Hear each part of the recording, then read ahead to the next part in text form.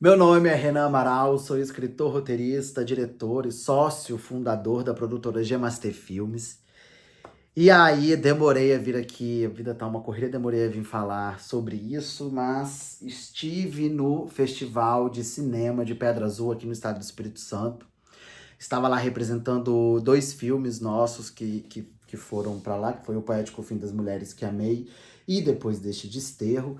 E tive a alegria e a honra de ser premiado nesse festival. Depois desse Desterro ganhou o prêmio de melhor direção de fotografia para o Carlos Batista, que é um parceiraço nosso.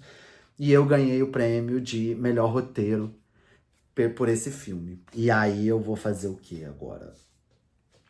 Falar sobre isso, não é mesmo? É óbvio que subi no palco para agradecer, chorei, que eu fico muito emocionado, entendeu? Eu queria muito ser essas pessoas que fingem naturalidade, sobe assim no palco e fala assim: oi, gente, muito obrigado. Não, não, eu choro, é terrível. E por que também, assim, eu me emocionei? Acho que foi ser o prêmio melhor roteiro, né? E aí no discurso eu até falei que, pô, a gente é muita coisa, né? Assim, quando a gente vai fazer um filme, a gente tem que ser, no meu caso, junto com a minha sócia, a atriz e produtora Fran Matoso, a gente, cara, a gente é tudo, né? A gente, por exemplo, tô ali na direção, mas tô auxiliando na produção, na arte, na foto, no que precisa ajudar, na correria ali.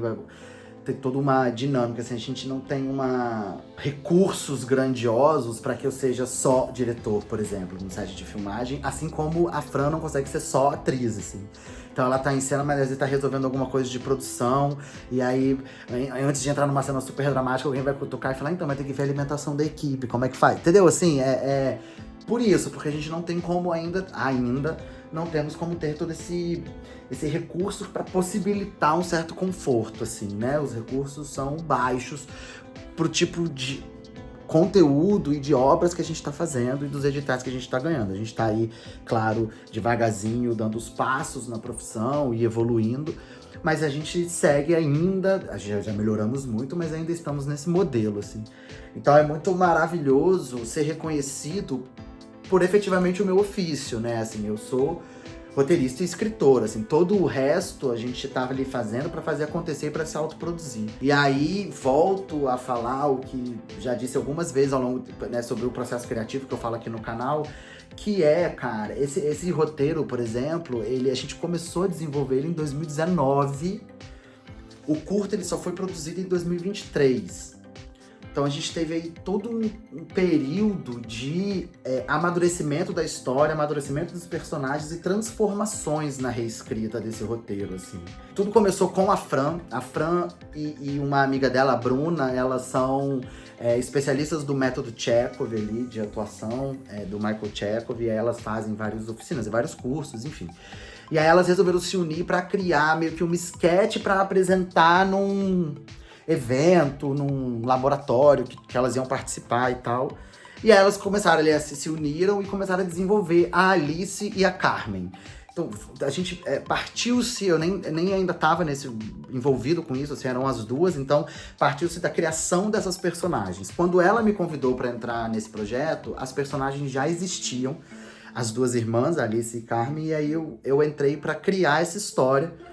A essa altura não ia mais ser uma peça de teatro, porque daí acho que veio pandemia, né? Porque foi 2019 ali, então a gente já foi pro audiovisual com isso. E aí a minha função era pegar essas personagens que estavam construídas e transformar. Que história que a gente ia ver em cena, né? A gente passou por vários formatos nessa escrita. A gente já chegou a escrever, acho que 3 episódios para uma websérie.